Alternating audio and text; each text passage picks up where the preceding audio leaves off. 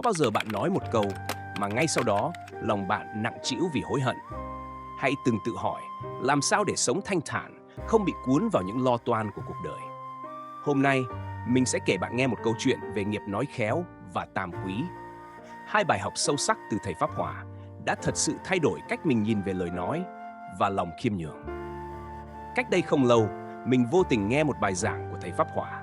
Chỉ vài câu nói giản dị, hài hước, thầy đã khiến mình nhận ra một lời nói có thể gieo mầm thiện, nhưng cũng có thể tạo nghiệp xấu. Trong video này, mình sẽ tóm tắt 3 điều mình học được. Thứ nhất, nghiệp nói khéo. Tại sao lời nói ngọt ngào đôi khi lại là cái bẫy? Thứ hai, tam quý, lòng xấu hổ có thể giúp ta sống đúng đắn ra sao? Thứ ba, cách mình áp dụng lời dạy của thầy để sống nhẹ nhàng hơn mỗi ngày. Chúng tôi chia sẻ bài giảng của thầy Pháp Hòa để lan tỏa Phật Pháp, giúp bạn dễ dàng áp dụng vào cuộc sống. Hãy cùng bắt đầu hành trình này. Nhưng trước tiên, bạn có đoán được lời nói nào nguy hiểm nhất không? Đợi đến cuối video, mình sẽ tiết lộ một bí quyết nhỏ để kiểm soát lời nói của chính mình. Trước khi đi sâu vào bài học, mình muốn nghe câu chuyện của bạn. Có khi nào bạn đã từng nói điều gì khiến bạn day dứt mãi? Hay bạn nghĩ lòng xấu hổ là một điểm yếu? Hay là một sức mạnh để ta trưởng thành? Hãy để lại bình luận, mình sẽ đọc và trò chuyện cùng bạn. Bây giờ hãy cùng mình bước vào câu chuyện đầu tiên, một câu chuyện về lời nói và sức mạnh của nó. Phần 1. Nghiệp nói khéo. Lời nói có thể là lưỡi dao. Trong bài giảng của thầy Pháp Hòa, mình học được một khái niệm rất thú vị. Nghiệp nói khéo. Nghe thì tưởng là nói khéo léo, giỏi giao tiếp, đúng không? Nhưng không phải. Thầy giải thích, trong Kinh Thập Thiện, nghiệp nói khéo hay ỷ ngữ trong tiếng Hán là dùng lời nói ngọt ngào, mê hoặc để dụ dỗ người khác vì lợi ích cá nhân. Tưởng tượng nhé, bạn nói những lời dễ nghe, nhưng trong lòng chỉ muốn người khác làm theo ý mình. Đó không phải là sự chân thành, mà là một loại nghiệp xấu của miệng. Bên cạnh nói dối, nói lời ác và nói hai lưỡi. Kinh Dhammapada có dạy, lời nói không chân thật, dù ngọt ngào như mật, cũng giống như hoa đẹp nhưng chứa độc bên trong. Nghiệp nói khéo chính là thứ hoa độc mà ta cần tránh, vì nó không chỉ hại người nghe, mà còn gieo hạt giống xấu cho chính mình. Thầy Pháp Hòa đưa ví dụ rất đời thường. Hãy nghĩ về lúc bạn khen ai đó thật ngọt, kiểu trời ơi, bạn giỏi quá, chắc chắn làm được mà.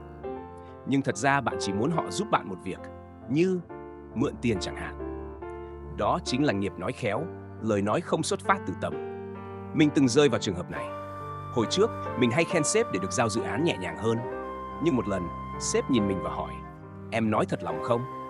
Ôi, lúc đó mình xấu hổ lắm, như bị soi thấu tâm can.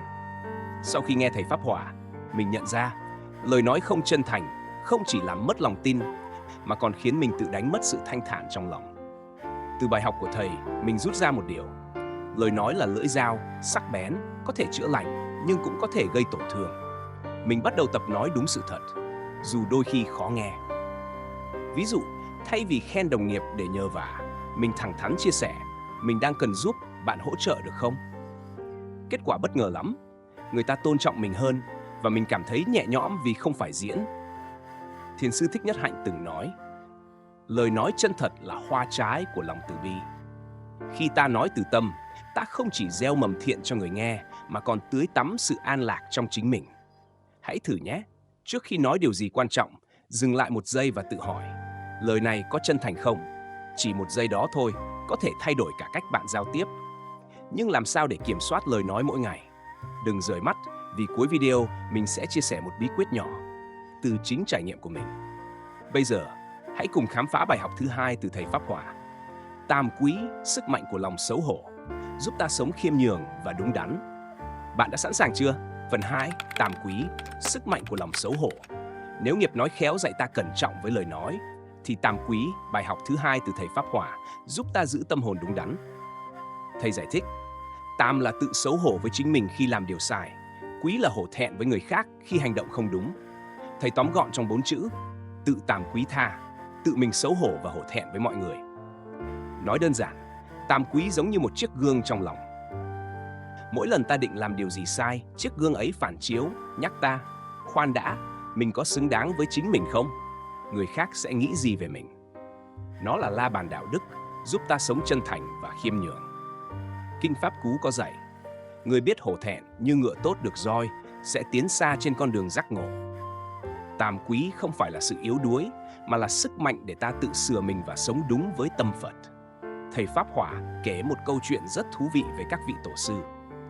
Nhiều vị ký tên mình là Tam Quý Tăng, nghĩa là người tu luôn xấu hổ vì chưa hoàn thiện. Dù được mọi người kính trọng, các ngài vẫn khiêm tốn, tự thấy mình còn nhiều thiếu sót. Điều này nhắc ta rằng, dù được khen ngợi bao nhiêu, ta vẫn phải nhìn lại mình. Mình từng trải qua một tình huống tương tự. Hồi trước, khi hoàn thành một dự án lớn, đồng nghiệp khen mình hết lời. Lúc đó, mình suýt bay lên mây vì tự mãn. Nhưng rồi mình nhớ lời thầy, tự tàm quý tha. Mình tự hỏi, mình có thật sự giỏi như họ nói không? Còn điều gì mình cần học? Chính cảm giác xấu hổ ấy đã kéo mình về, giúp mình khiêm tốn hơn. Từ lời dạy của thầy, mình nhận ra tàm quý không phải là tự ti, mà là sức mạnh để trưởng thành. Nó như một người bạn nhắc nhở ta sống thật với chính mình. Bây giờ, mỗi khi được khen, mình không vội tự hào. Thay vào đó, mình cảm ơn và tự nhủ, còn nhiều điều mình cần cải thiện. Điều này giúp mình sống chân thành và nhẹ nhàng hơn. Gần đây, mình thử áp dụng tàm quý trong giao tiếp. Khi lỡ nói điều gì không đúng, mình xin lỗi ngay, dù rất ngại. Kết quả là, người khác trân trọng mình hơn và mình cảm thấy tâm mình trong sạch. Bạn có bao giờ cảm thấy xấu hổ vì một lỗi nhỏ? Đừng sợ, chính cảm giác ấy là ngọn lửa giúp ta trưởng thành. Thiền sư Thích Nhất Hạnh từng nói, khiêm nhường là cánh cửa dẫn đến trí tuệ. Khi ta giữ lòng tàm quý, ta mở ra con đường an lạc, không chỉ cho mình, mà còn cho những người xung quanh. Vậy làm sao để nuôi dưỡng lòng tàm quý trong cuộc sống bận rộn? Đừng rời mắt, vì phần cuối video, mình sẽ chia sẻ một mẹo nhỏ đã thay đổi cách mình sống. Tiếp theo, hãy cùng khám phá bài học cuối từ thầy Pháp Hỏa. Làm sao để sống không lo lắng với trái tim từ bi và thanh thản? Bạn đã sẵn sàng chưa? Phần 3. Sống không lo lắng, bài học từ thầy. Một điều mình yêu thích nhất ở thầy Pháp Hỏa là cách thầy dạy ta sống không lo lắng. Trong bài giảng, thầy nói về việc hiến tạng với giọng hài hước. Đừng lo mất mắt thì không thấy đường đầu thai, vì ta thấy bằng tâm thức. Thầy nhấn mạnh, làm việc thiện như hiến tạng hay giúp đỡ người khác là phước lành lớn nhất. Đừng để những nỗi sợ vô căn cứ như lo về tương lai hay kiếp sau cản trở trái tim từ bi của mình. Kinh Pháp Cú có dạy, người sống với tâm từ như mây mát lành mang an lạc đến khắp muôn nơi. Khi ta làm điều thiện với tâm thanh thản, ta gieo mầm an lạc cho cả mình và người. Lời dạy của thầy đã thay đổi cách mình sống. Trước đây, mình hay lo lắng về tương lai, tiền bạc, sức khỏe, đủ thứ. Nhưng nghe thầy, mình quyết định sống trọn vẹn hiện tại. Mình bắt đầu làm những việc thiện nhỏ như quyên góp sách cho trẻ em nghèo hay chỉ đơn giản là lắng nghe một người bạn đang buồn. Có lần, mình giúp một cụ bà nhặt ve chai sửa xe đạp. Lúc đó mình lo, lỡ mất thời gian thì sao? Nhưng khi thấy cụ cười, mình nhận ra chính những khoảnh khắc ấy làm cuộc sống ý nghĩa. Từ đó, mỗi khi lo lắng, mình tự nhủ, hãy làm một việc thiện, tâm mình sẽ nhẹ nhàng. Thiền sư Thích Nhất Hạnh từng nói, hiện tại là món quà quý giá nhất. Khi ta sống hết lòng với hôm nay, ta không chỉ xua tan lo lắng mà còn gieo hạt giống từ bi cho ngày mai.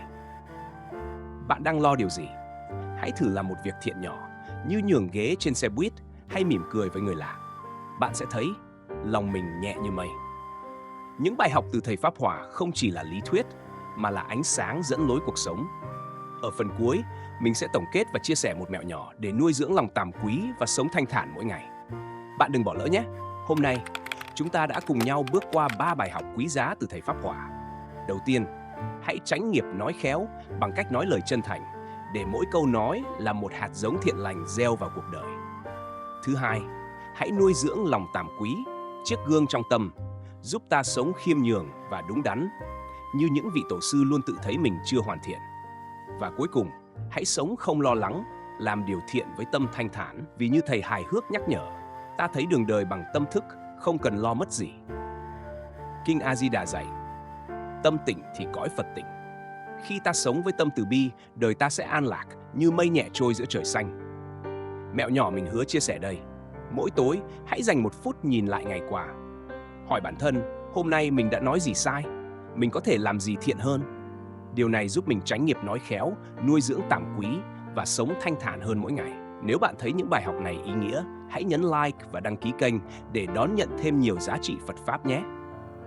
Chia sẻ video này để lan tỏa lời dạy của thầy Pháp Hỏa đến những người bạn yêu quý.